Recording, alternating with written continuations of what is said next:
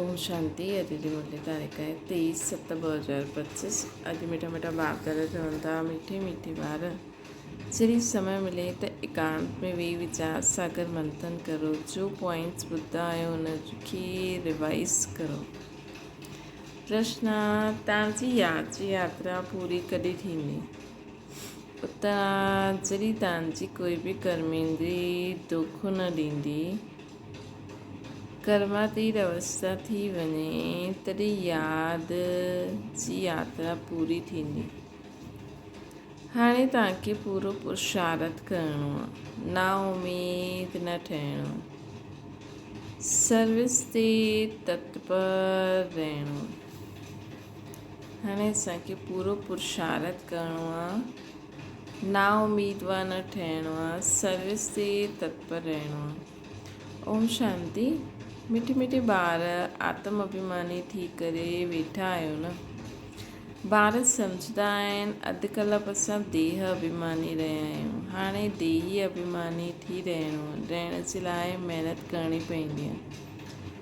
बाबा अची करे सम्झाईंदा आहिनि, पंहिंजे खे आत्मा सम्झी करे वियो, तॾहिं बाप यादि ईंदा, न त भुलिजी वेंदा।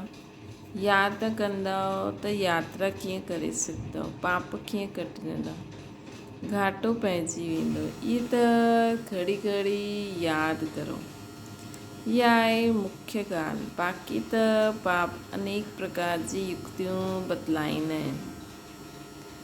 रॉन्ग छा आहे, राइट छा आहे, उहो बि सम्झायो आहे न।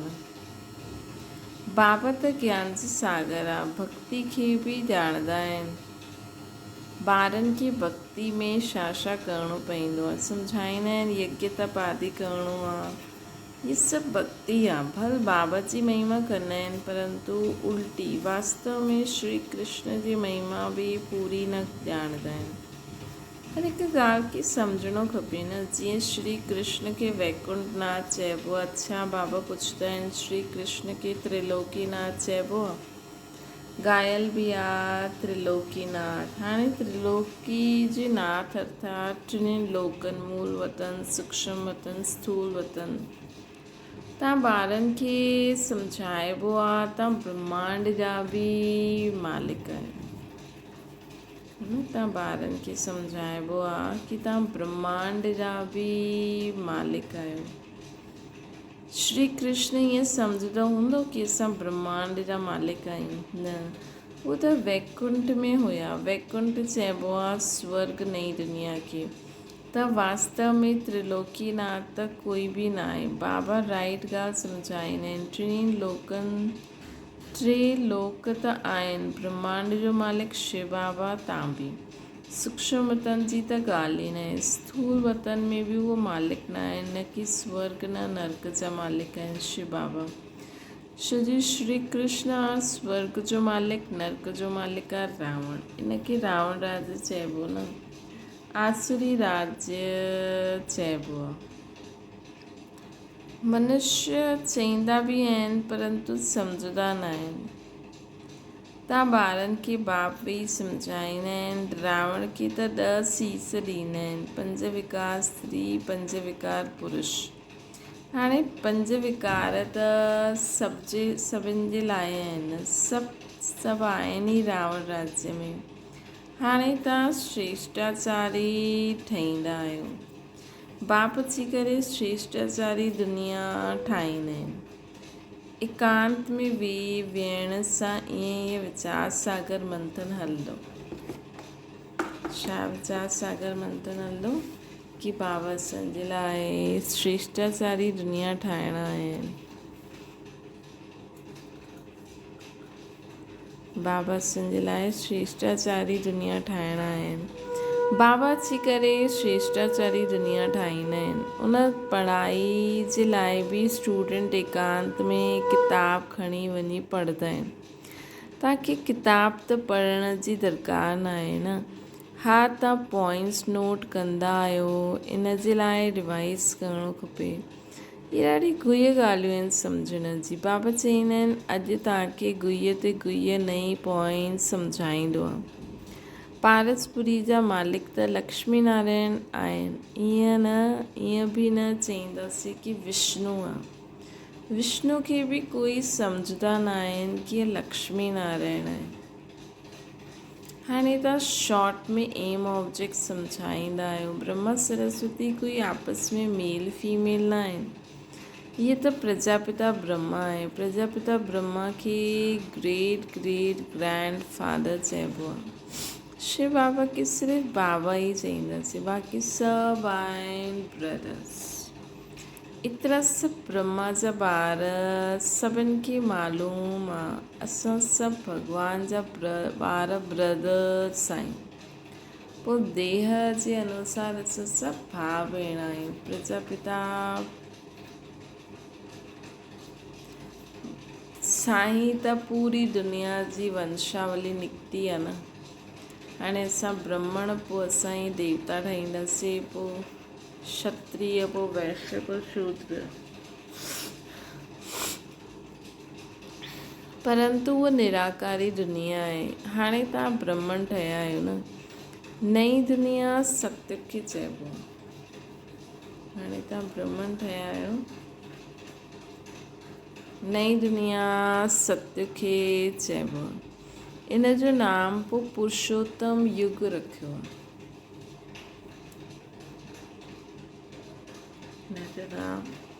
हिन संगम युग जो नाम वरी पुरुषोत्तम युग रखियो आहे। सत्युग में हूंदा ई आहिनि पुरुषोत्तम।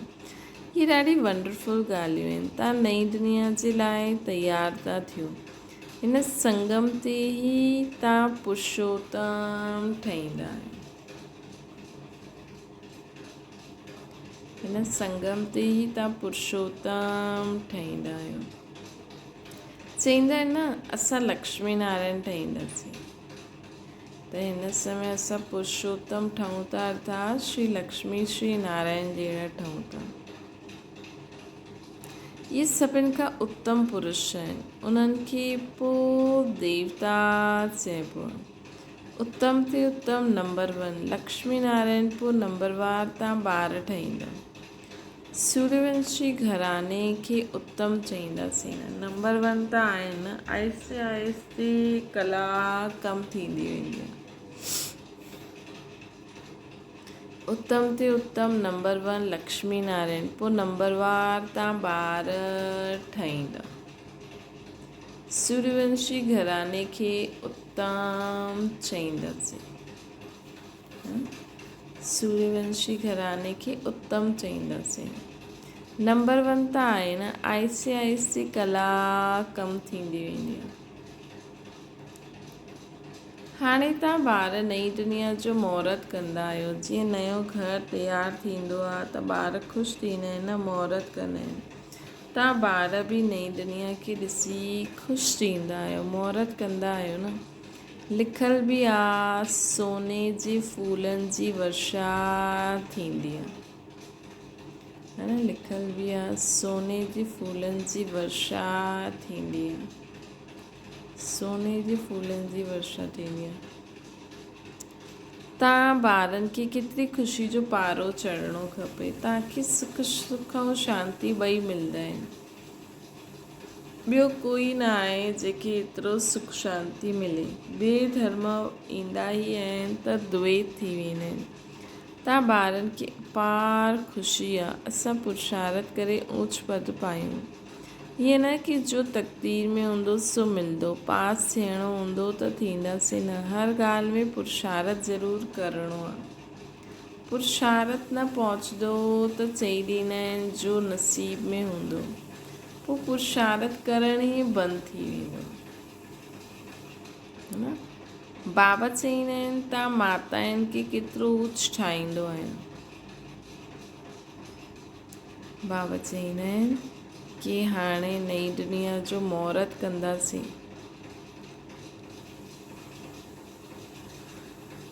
पर हुन दुनिया में हली करे ऊच पद पाइण लाइ पुरुषारत करिणो आहे। ईअं न चओ जो नसीब में हूंदो सो कंदासीं। बाबा चईंदा आहिनि तव्हां माताउनि खे केतिरो ऊच ठाहींदो आहे। फीमेल जो मान सभु जॻह आहे। विलायत में बि मान आहे न।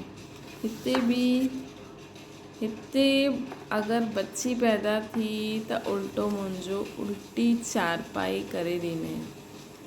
दुनिया बिल्कुलु ई डर्टी आहे। हिन समय तव्हां ॿार ॼाणंदा आहियो भारत छा हुयो, हाणे छा थी वियो। मनुष्य भुलिजी विया आहिनि।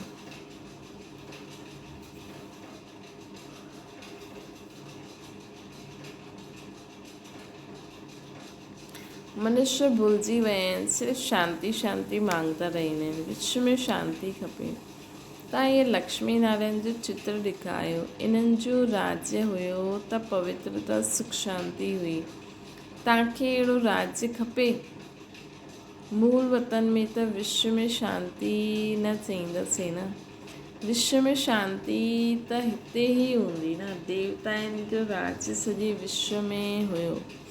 मूल वतन में त आत्माउनि जी दुनिया आहे। मनुष्य त इहे बि न ॼाणंदा आहिनि कि आत्माउनि जी दुनिया थींदी आहे। बाबा चईंदा आहिनि असां तव्हांखे केतिरो ऊच पुरुषोत्तम ठातो हुयो। इहे सम्झाइण जी ॻाल्हियूं आहिनि। इहे न रड़ियूं मारंदा भॻवानु आयो आहे त कोई मञंदो ई न। ॿियो ई गाली खाईंदा ऐं खिलाईंदा। चईंदा बीके पंहिंजे बाबा खे भॻवानु चईंदी आहे। ईअं सर्विस न थींदी आहे। बाबा युक्तियूं ॾाढी ॿुधाईंदा आहिनि। कमरे में 8-10 चित्र दीवार ते सुठी रीति लॻाए छॾियो त ॿाहिरि में लिखी छॾियो बेहद जे बाब सां बेहद जो सुख जो वरसो वठिणो आहे अथवा मनुष्य खां देवता ठहिणो आहे त अचो असां तव्हांखे सम्झायूं।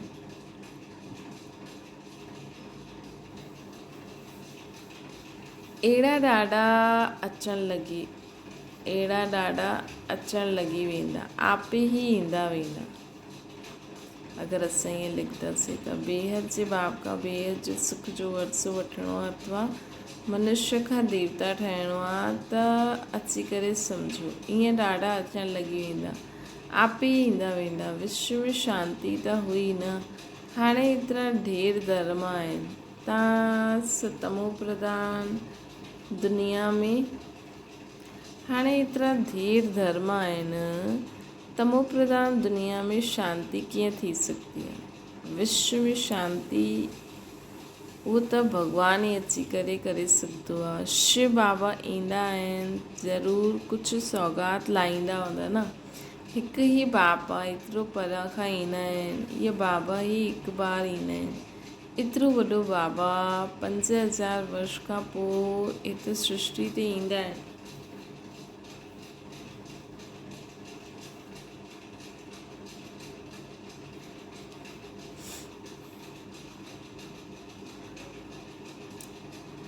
मुसाफ़िरी सां लौटंदा आहिनि त ॿारनि जे लाइ सौगात बि खणी ईंदा आहिनि। स्त्री जो पति बि ॿारनि जो बि स्त्री जो पति बि ॿारनि जो बाप त ठहींदा आहिनि है न। त ॿारनि जे लाइ सौगात लाहींदा आहिनि बाबा।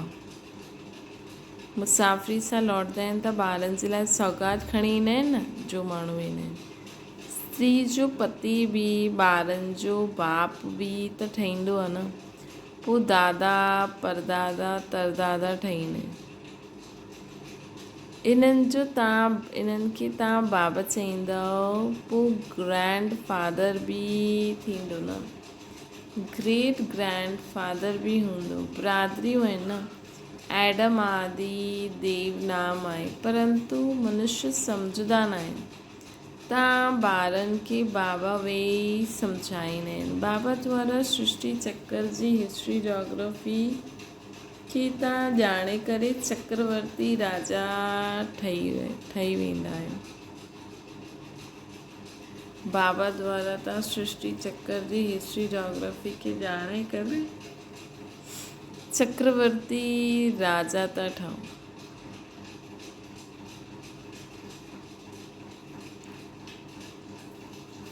असांखे हाणे बाबा पूरी सृष्टि चक्र जो ज्ञान ॾिनो अथई।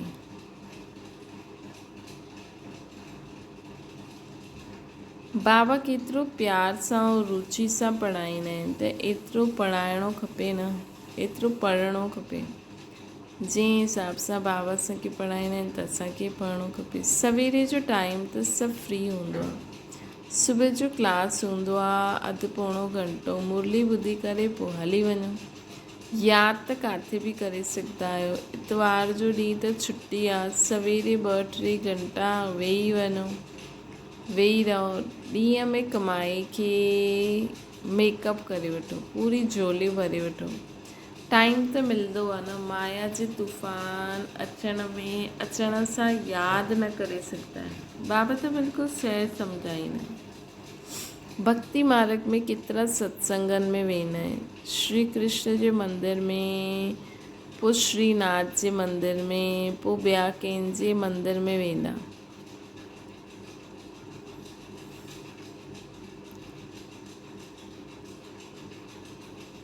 यात्रा में त केतिरा व्यभिचारी ठहींदा आहिनि, एतिरी तकलीफ़ बि वठंदा आहिनि, फ़ाइदो त कुझु न आहे। ड्रामा में इहे बि नूंद आहे, पोइ बि थींदो। तव्हांजी आत्मा में पाठ भरियलु आहे। सतयुग त्रेता में जो पाठ कल्प पहिरियों बजायो, उहो ई वॼाईंदासीं। मोटी बुद्धि इहे न सम्झंदा। जो महीन बुद्धि आहे उहो ई सुठी रीति सम्झी करे सम्झाए सघंदा। उन्हनि जे अंदरि भासना ईंदी आहे कि अनादि नाटक आहे न ठहियलु आहे। दुनिया में कोई न सम्झंदा आहिनि कि इहो बेहद जो नाटक आहे। इन्हनि खे सम्झण में टाइम लॻंदो आहे। हर हिकु ॻाल्हि डिटेल में सम्झाए करे पोइ चईंदा आहिनि मुख्य आहे यादि जी यात्रा। सेकेंड में जीवन मुक्ति बि ॻायल आहे ऐं इहे बि ॻाइनि आहे कि ज्ञान सागर आहे। सारो सॼो सागर खे शाही ठाहे छॾियो, जंगल खे कलम ठाहे छॾियो, धरती खे कागज़ ठाहियो त बि अंत न पाए सघंदो। मतिलबु वैसे त चईंदा आहिनि कि हर ॻाल्हि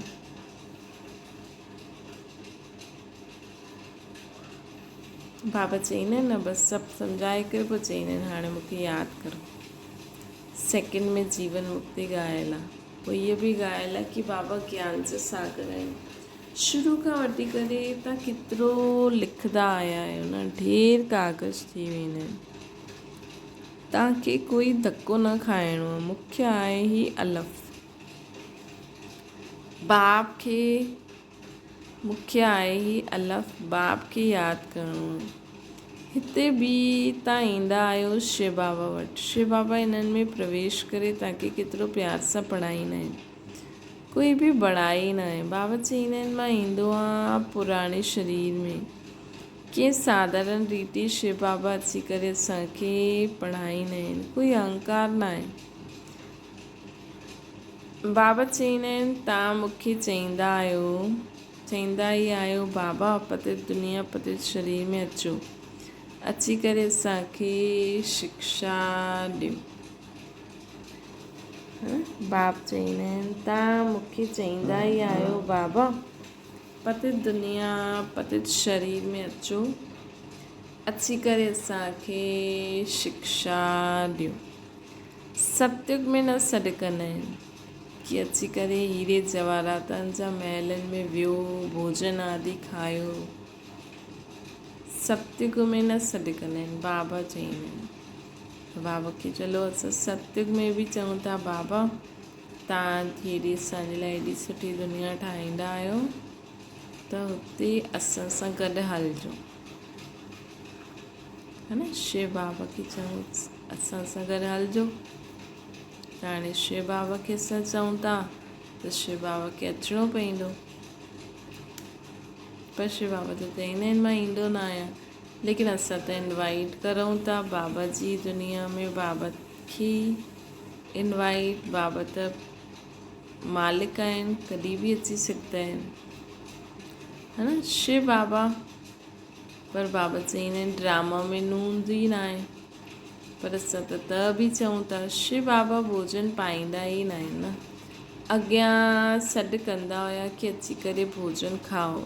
36 प्रकार जा भोजन खिलाईंदा हुया। इहे बि थींदो वरी।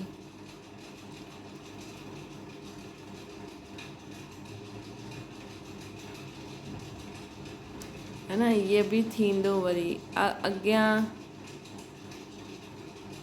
इहे बि चरित्र ई चईंदासीं न।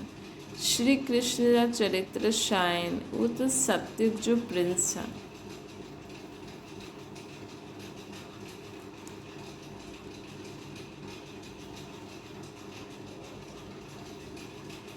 वो त सतयुग जो प्रिंस आहे। उन्हनि खे पतित पावन न चईंदासीं। सतयुग में इहे विश्व जा मालिक कीअं ठहिया, इहे बि हाणे तव्हां ॼाणंदा आहियो। मनुष्य त बिल्कुलु घोर अंधियारे में आहिनि, हाणे असां घोर रोशनी में आहियूं। बाबा अची करे राति खे ॾींहुं ठाहींदा आहिनि। अधु कलाक तव्हां राज्य कंदा आहियो, केतिरो ख़ुशी थियणी खपे।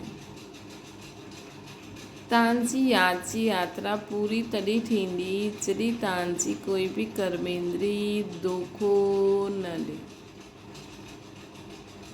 असांजी यादि जी यात्रा पूरी कॾहिं थींदी जॾहिं असांजी कोई बि कर्मेंद्री दोखो न ॾे। तॾहिं सम्झो असांजी यादि जी यात्रा पूरी थी वई। कर्मातीत अवस्था थी वञे तॾहिं यादि जी यात्रा पूरी थिए। त चेक करो, असांजी कोई बि कर्मेंद्री असांखे दोखो न ॾे। अखियूं, कन, मुख, हथ, पेर, ज़बान, खाऊं खाऊं खाऊं, हीअं असांजी हर कर्मेंद्री कॾहिं बि असांखे दोखो न ॾे। तॾहिं सम्झो असांजी यादि जी यात्रा पूरी थी वई, कर्मातीत अवस्था अची वई।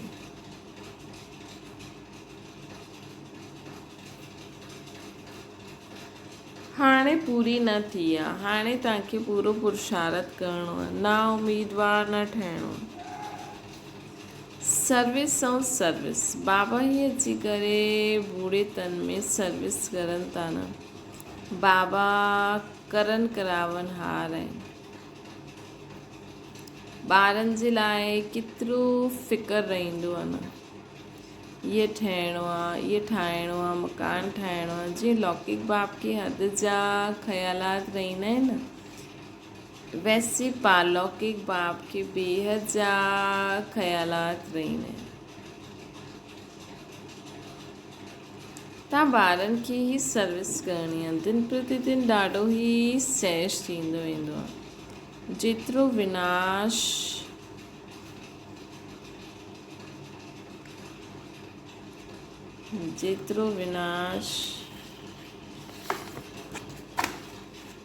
जे नज़दीक ईंदा वेंदा ओतिरो ताक़त ईंदी वेंदी।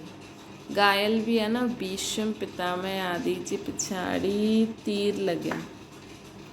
जेतिरो विनाश नज़दीक ईंदो वेंदो ताक़त ईंदी वेंदी। ॻायल बि आहे, भीष्म पितामह आदि जे पिछाड़ी तीर लॻिया। हाणे तीर लॻी वञनि त ॾाढो हंगामो थी वञे, एतिरी भीड़ थी वञे जो ॻाल्हि न पुछो। चईंदा आहिनि मथो खुजलाइण जी फुर्सत न आहे। ईअं कोई आहे न, परंतु भीड़ थी वेंदी। पोइ ईअं चइबो आहे जॾहिं हिननि खे तीर लॻी वञे त पोइ तव्हांजो प्रभाव निकिरंदो। सभु ॿारनि खे बाबा जो परिचय त मिलणो ई आहे।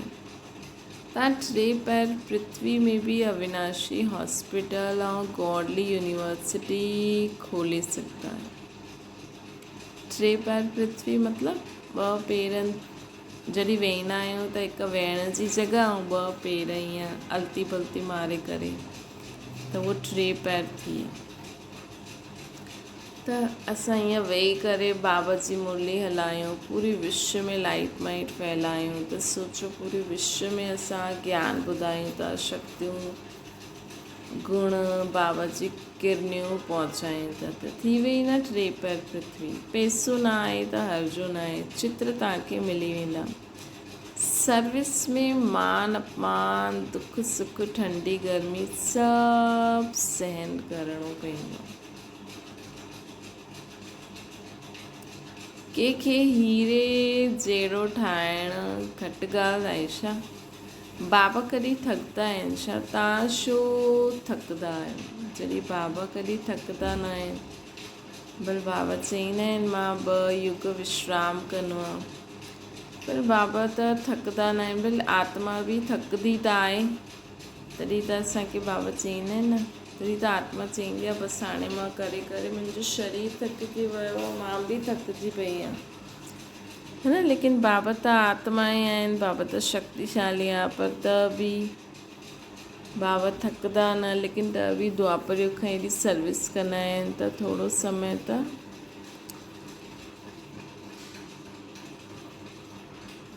हिन सर्विस खां परे शांती में वेहींदा आहिनि न, त बाबा असांखे चवनि था अथक ठहो।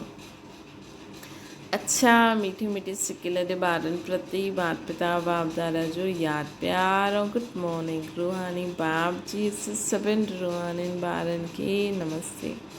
असांजी बि रूहानी माता पिता बाप दादा खे यादि प्यार गुड मॉर्निंग ऐं नमस्ते। धारणा जे लाइ मुख्य सार सवेरे जे समय अधु पौणो घंटो ॾाढो प्यार व रुचि सां पढ़ाई पढ़णी। सवेरे जे समय अधु पौणो घंटो ॾाढो प्यार सां रुचि सां पढ़ाई पढ़ो। बाबा जी यादि में रहणो आहे। यादि जो अहिड़ो पुरुषार्थ थी वञे कि सभु कर्मेंद्रियूं वश थी वञनि।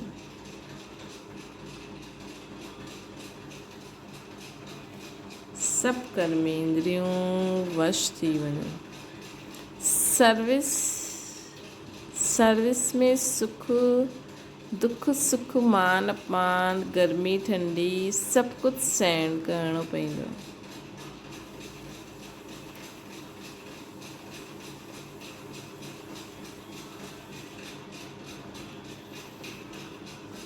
सर्विस में दुख सुख मान अपमान गर्मी ठंडी सभु कुझु सहन करिणो पवंदो आहे।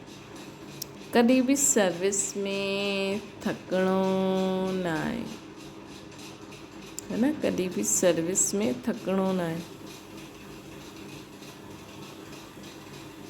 3 पैर पृथ्वी में हॉस्पिटल कम यूनिवर्सिटी खोले हीरे जहिड़ो ठाहिण जी सर्विस करणी आहे। 3 पैर पृथ्वी में हॉस्पिटल कम यूनिवर्सिटी खोले हीरे जहिड़ो ठाहिण जी सर्विस करणी आहे। वरदाना सचे आत्मिक स्नेह जी अनुभूति कराइण वारा मास्टर स्नेह जा सागर ठहो। सचे आत्मिक स्नेह जी अनुभूति कराइण वारा सचे आत्मिक स्नेह जी अनुभूति कराइण वारा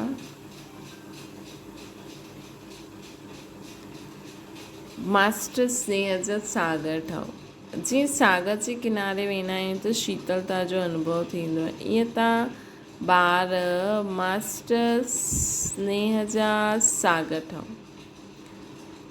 त जो बि आत्मा असांजे साम्हूं अचे उहो अनुभव करे कि स्नेह जी मास्टर सागर जी लहरियूं स्नेह जी अनुभूति कराइनि थियूं, है न।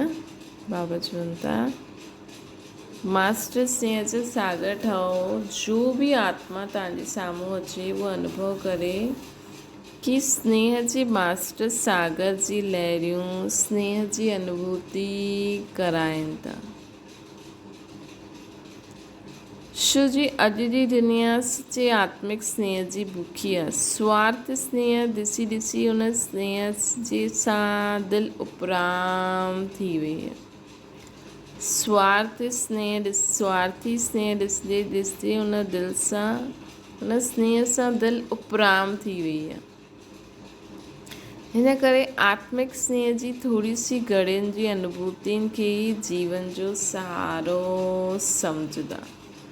त भले तव्हां कंहिंखे ईअं न ॾेई सघंदा आहियो त संकल्प करो विश्व जी सर्व आत्माउनि खे सचो आत्मिक स्नेह जी अनुभूति थिए थी।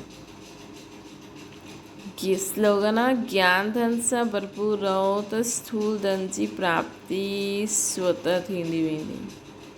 अव्यक्त इशारो जीअं सतयुगी सृष्टि जे लाइ चईंदा आहिनि हिकु राज हिकु धर्म, ईअं ई हाणे स्वराज्य में बि हिकु राज्य अर्थात स्व जे इशारे ते सभी हलण वारा। स्व जे इशारे सां सभी हलण वारा, मन पंहिंजी मनमत न हलाए, बुद्धि पंहिंजी निर्णय शक्ति जी हलचल न करे। संस्कार आत्मा खे नाच नचाइण वारा न हुजनि, तॾहिं चईंदासीं हिकु धर्म हिकु राज्य।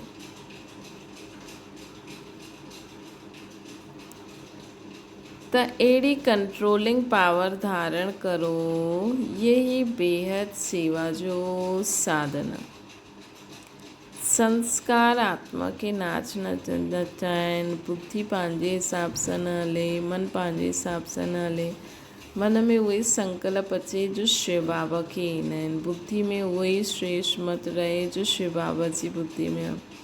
संस्कार ओड़ा ई रहनि जो शिव बाबा चई आहिनि। जॾहिं हीअं असां कंदासीं त असांजी आत्मा बाप समान थींदी वेंदी। त अहिड़ी कंट्रोलिंग पावर धारण करो, इहे ई बेहद सेवा जो साधन आहे। तॾहिं असां बेहद जी सेवा करे सघंदासीं।